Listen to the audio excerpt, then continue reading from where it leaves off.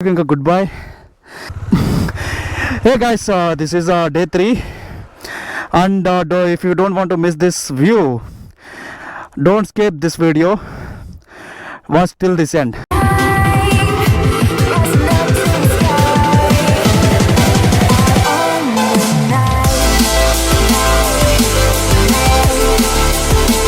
It's day 3 anamata. I'm just vlogging. I started vlogging. Day 3 అనమాట. ఇక ఇవాళ రాత్రి అంతా నాకైతే ఒక చిన్న రూమ్ ఏదో అడ్జస్ట్ చేశారు, అక్కడే పడుకున్నాను. ఇక మార్నింగ్ లేచి ఇక మురుదీశ్వర స్టార్ట్ అయిపోయాను. మురుదీశ్వర ఇక్కడి నుంచి ఒక 42 కిలోమీటర్స్, అందుకే 10-11 అయింది. But we have to return. మళ్ళీ నేను రిటర్న్ అవ్వాల్సింది 12 కల్లా ఇక్కడికి వచ్చేసేయాలి. చూద్దాం ఎట్లా అవుతుందో. కానీ అక్కడ రష్ అయితే బాగుందంట మురుదీశ్వరలో. అట్లీస్ట్ ఒక 1 అవర్ అన్న దర్శనంకి టైం పడుతుందంట. కానీ చాలా బాగుందని చెప్తున్నాడు అవినాష్. టోల్ గేట్ చూడండి ఎంత బాగుంది. ఇక్కడ ఇటు పక్కనేమో కొంచెం లొయ్యలాగా ఉంది, ఇటు పక్కనేమో కొండ, మధ్యలో టోల్ గేట్ చాలా బాగుంది. అండ్ డే 3లో ఇవాళ మన ఫస్ట్ టోల్ గేట్. ఓ ఆగే ఫిర్ भी दूसरा है. ओ अच्छा अच्छा, फिर तो अच्छा है देखने के लिए, स्पॉट अच्छा है देखने के लिए. ఉదర్ ఓకే. ఇక్కడ టెంపుల్స్ కూడా చాలా చాలా ఓల్డ్ అండ్ ఒక డిఫరెంట్ ఆర్కిటెక్చర్తో ఉన్నాయి. డే 3 మాత్రం నాకైతే సూపర్. స్టార్టింగ్ మాత్రం సూపర్ ఉంది. నిన్నంతా సర్ప్రైజులతో సరిపోయింది. వాళ్ళంతా నేచర్ని ఎంజాయ్ చేయడానికి చాలా బాగుంది నాకు. అయితే ఇప్పుడే టిఫిన్ చేశాను. నేనైతే 2 ఇడ్లీ తిన్నాను. రవ్వ ఇడ్లీ అంట, బాగుంది ఇడ్లీ కూడా. ఇడ్లీ తీయగుంది. కాకపోతే ఇప్పుడే జస్ట్ ఇట్లా దాటి ఊరు దాటి సరస్వతి రివర్ అంట, ఊరు దాటి 1 కిలోమీటర్ వచ్చాను నేను. చూడండి ఎంత బాగుందో, పెద్ద రివర్ ఇది, అసలు చాలా బాగుంది. ఐలాండ్స్ మధ్యలో చుట్టూత కొండలు, రివర్ మధ్యలో హైవే. ఒకసారి గోవా విజిట్ చేస్తే ఇవి గోకర్ణ ఇవన్నీ కూడా ప్లాన్ చేసుకొని రండి. అన్ని దగ్గరే జస్ట్ 200 కిలోమీటర్స్ లో మీరు ఇదంతా. తత్పురుషాయ మహి మహాదేవాయ ధీమహి తనో రుద్ర ప్రచోదయాత్. ఓం శాంతి. ఓం తత్పురుషాయ మహి మహాదేవాయ ధీమహి తనో రుద్ర ప్రచోదయాత్. ఓం శాంతి. ఓం తత్పురుషాయ మహి మహాదేవాయ ధీమహి తనో రుద్ర ప్రచోదయాత్. ఓం శాంతి. ఓం శాంతి. ఓం శాంతి. ఓం శాంతి. ఓం శాంతి. ఓం శాంతి. ఓం తత్పురుషాయ మహి మహాదేవాయ ధీమహి తనో రుద్ర ప్రచోదయాత్. ఓం శాంతి. ఓం తత్పురుషాయ మహి మహాదేవాయ ధీమహి తనో రుద్ర ప్రచోదయాత్. ఓం శాంతి. ఓం శాంతి. ఓం శాంతి. ఇక్కడ స్టాచ్యూ చూడండి ఎంత పెద్దగా ఉందో, సూపర్. అసలు నా డ్రీమ్ ఇది, ఇక్కడికి రావాలని. సో ఇంత దగ్గర చూసేపాటికి నా ఎగ్జైట్మెంట్ మామూలుగా లేదు అసలు. పైన గోపురం కనపడుతుంది కదా, గోపురం పైన కూడా జనాలు ఉన్నారు. అక్కడికి వెళ్ళడానికి మరి టికెట్ ఏమన్నా కావాలేమో. చాలా పైన అక్కడి నుంచి చూస్తే మాత్రం వ్యూ మామూలుగా ఉండదు అసలు. అక్కడ కూడా ఉన్నారు జనాలు. గోపురం పైన ఫ్లోర్ మొత్తం 20 ఫ్లోర్స్ అంటే అది 20th ఫ్లోర్లో అక్కడి నుంచి వ్యూ చూస్తూ ఉన్నాం.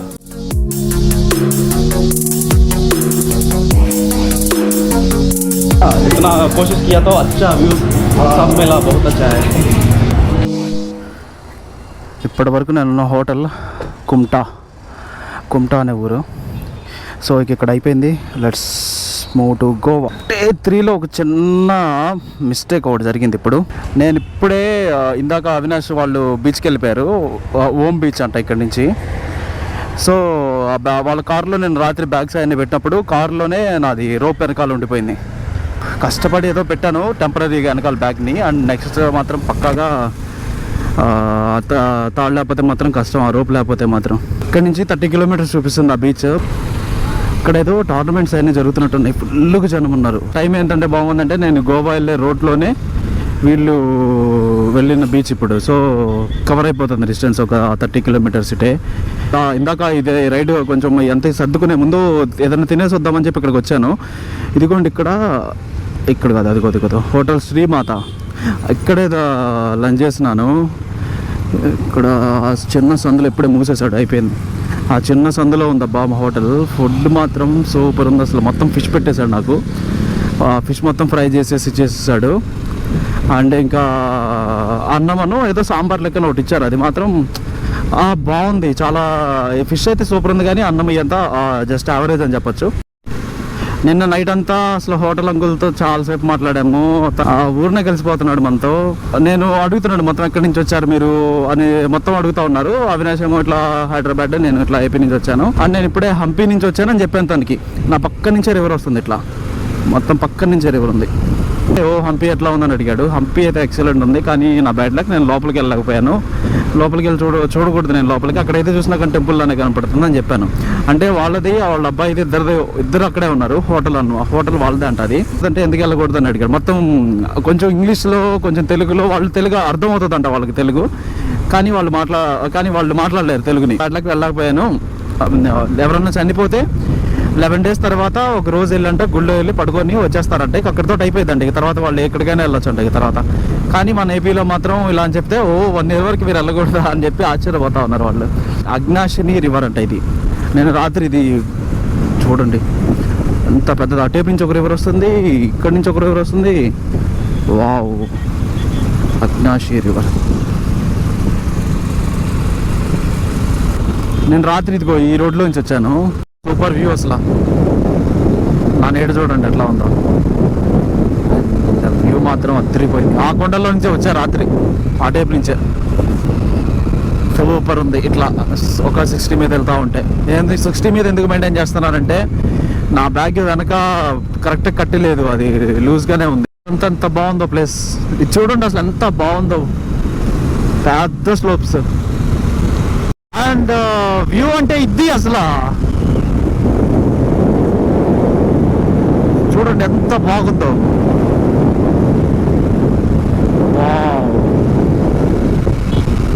మొత్తం నీళ్ళు, కొండలు మధ్యలో వెళ్తున్నాం.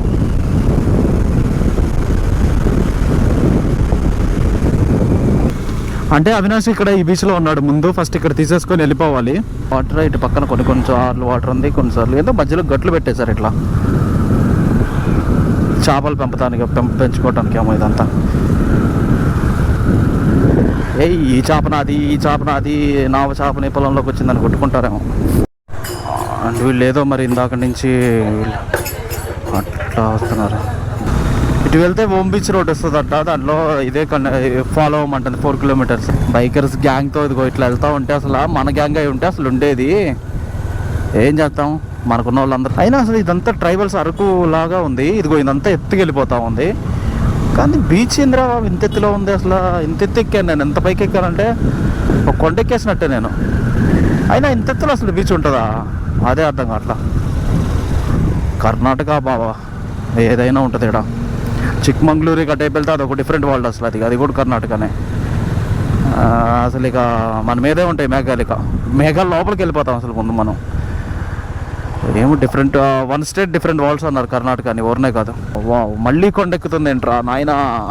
2 kilometers అంటున్నారు బీచ్. కొండల పైకి వెళ్ళిపోతున్నాం. అసలు బీచ్కే వెళ్తుంది. ఓరే నాయనో, మంచి ఎక్స్పీరియన్స్ అబ్బా. ఓన్లీ ఒక్క రోప్ మర్చిపోయినందుకు. వావ్, అక్కడ బీచ్. ఓ నాయనో, అసలు దూసుకెళ్ళిపోతుంది బండి ఎక్సలేటర్ ఇవ్వకుండానే. వ్యూ ఇంకా బాగుంటుంది. ప్రేమ రెస్టారెంట్ అంట. ఒకసారి మీకు ఆన్లైన్లో కనపడితే ఉన్నా బుక్ చేసుకోండి. ఇది private property, strictly not allowed. మనం బయట వాళ్ళు ఓన్లీ బుక్ చేసుకున్న వాళ్ళే. వ్యూ కోసం బండి అక్కడ పెట్టేసి ఇటు వస్తున్నా. చూడండి మామూలుగా లేదు అసలు వ్యూ అస్సలు. వావ్, ఇక్కడి నుంచి చూస్తుంటే బీచ్ని ఎప్పుడైనా ఇంత ఎత్తి నుంచి చూసారా బీచ్ని? ఎక్కడ ఎటు చూస్తున్నా వాటర్, అక్కడ ఎంత దూరానికి కనపడుతుంది ఆ వాటర్. అలల సౌండ్ ఇక్కడికి వినపడుతుంది నాకు. స్టిల్ అక్కడ మళ్ళీ మోటార్ బైక్స్ ఉంటాయి కదా వాటర్లో వెళ్ళేవి, అవి వేసుకొని తిరుగుతూనే ఉన్నారు అక్కడ. బా ఎక్సలెంట్ సూపర్ వ్యూ. అంటే ఇదే ఈవినింగ్ టైంలో భలేగుంది అసలు. ఇంకా ఇలాంటి ఇన్ని ఉన్నాయి అబ్బా కర్ణాటకలో చూడటానికి. చూడండి ఎంత బాగుందంటే వ్యూ, అలలు మధ్యలో పొగ, నాగా బా అదిరిపోయింది. ఇక చెప్పవసరం లేదు. సరే ఇంకెళ్దాం పదండి, నాకు టైం అయిపోతుంది. ఇంకా ఇది వీడియో ఒక్కడనే అసలు ఇంత దూరం తిరుగుతానని ఎప్పుడన్నా అనుకున్నాను అసలు. ఏంటో ఇది. అండ్ నాకు ఎందుకు వెనకాలేదు, గాలి తగ్గింది, పంచర్ పడిందేమో అని చెప్పి చిన్న డౌట్ వచ్చింది, కానీ పంచర్ పడలే. ఇప్పుడు దిగి చూసుకున్నా. ఈ వీక్ ఇంకా గుడ్ బాయ్. నాకు బాగా వాటర్ అయిపోతున్నాయి. ముందు గోకర్ణ వెళ్ళి నేను వాటర్ తాగేసి వెళ్ళిపోవాలి. హోటల్కి ఇంకా 172 కిలోమీటర్స్ ఉంది. ఇప్పుడే హోటల్ వాళ్ళు కూడా కాల్ చేశారు, మీకు ఏమన్నా ఇబ్బంది అయితే నాకు కాల్ చేయండి అని ఇక నెంబర్కి చెప్పారు. వాళ్ళు కన్ఫర్మేషన్ టైం అడిగారు. టైం వచ్చేసరికి 6 అయిపోయింది. అండ్ ఇంకొక బ్రేక్ తీసుకోవాలి మధ్యలో, ఫ్యూయల్ స్టాప్ ఒకటి. 8 to 9 అవుతుంది అని చెప్పాను. ఓకే ఫైన్, కన్ఫర్మ్ చేసామన్నారు booking. Fine, thank you. And ఇంతవరకు డబ్బులు అయితే పే చేయలేదు, నేను అక్కడికి వెళ్ళి పే చేసుకోవాలి. వావ్, ఏం చెప్తాం ఇంతకంట. రండయ్యా ఇక్కడ చూడండి అయ్యా ఎంత బాగుంటే. ఏం చేస్తారు హాలిడేస్ సీజన్లో. Wow sun.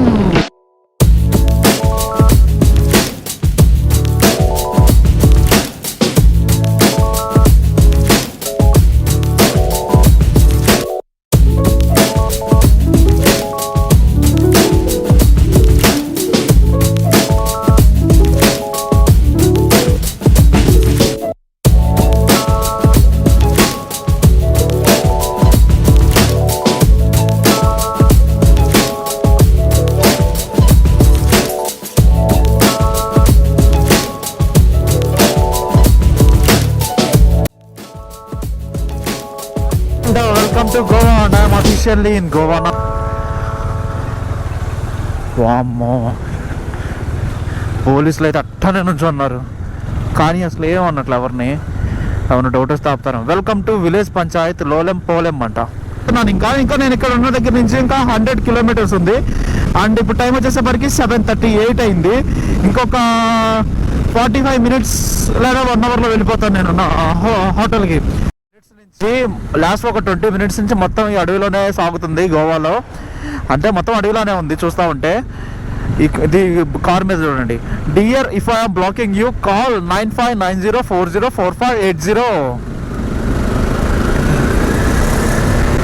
అన్ని Goa vehicles. I'm the solo who is traveling with TS bike with AP bye.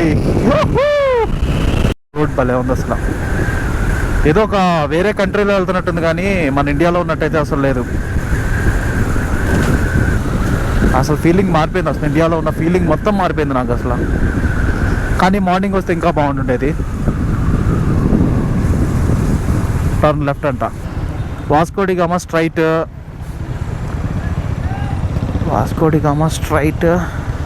Yeah స్ట్రైటే. నేను ఇంకా 48 కిలోమీటర్స్ ఉన్నాయి. నేను అక్కడి నుంచి రైడ్ చేస్తున్న టౌన్ మార్గావ్ అంట. ఇదంతా టర్న్ రైట్. పన్నాజీ వెళ్ళాలంటే రైట్. మాత్రం నేను పెట్రోల్ ప్రైస్ చూస్తే 79 రూపీస్ ఉంది, 80 రూపీస్ పెట్రోల్.